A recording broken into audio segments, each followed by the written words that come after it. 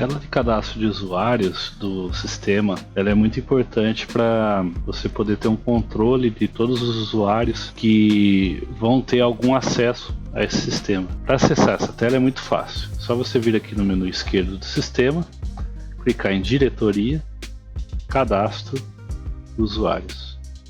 Você vai notar que essa primeira tela ela é muito parecida com a tela do perfil de usuário.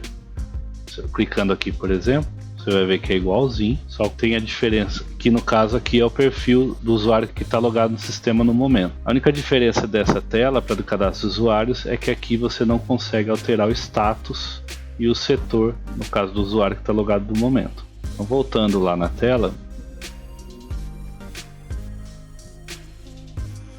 do cadastro de usuários, aqui você tem a opção de clicar no botão para criar um novo usuário, ou você pode consultar ou alterar algum usuário existente, buscando ele pelo nome ou pelo código.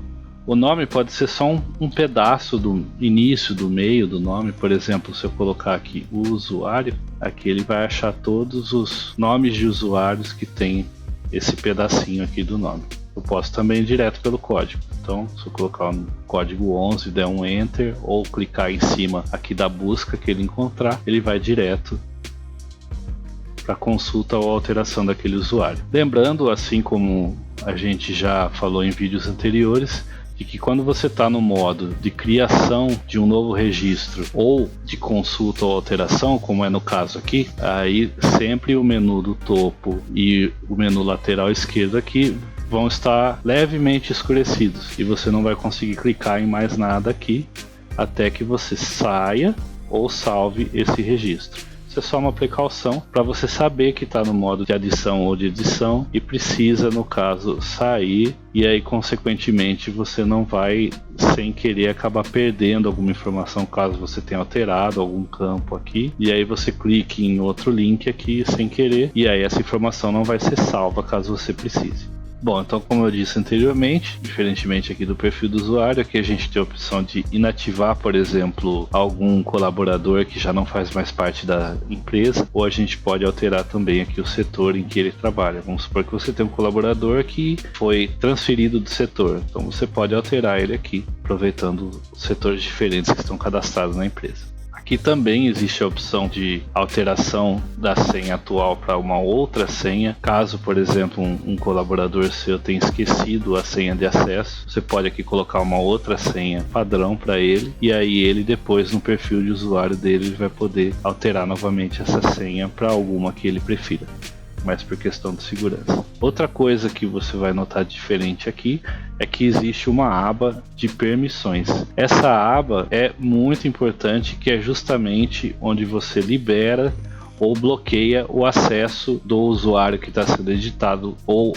adicionado no momento, e aí aqui você pode encontrar todas as permissões que esse usuário terá ou não dentro do sistema. Você pode ver que essas permissões elas estão separadas por setores, né, no caso, setores principais aqui que a gente pode encontrar no menu lateral, e aí conforme você tirar ou acrescentar informações aqui, o menu aqui vai aumentando ou não as opções, e mesmo que você queira entrar forçadamente em alguma tela usando aqui o endereço e ela não faz parte das permissões aqui, ele vai gerar um erro dizendo que no caso esse usuário que está logado não vai ter permissão para acessar essa página. Aqui está em modo de hierarquia, o que ajuda bastante a gente na hora de selecionar.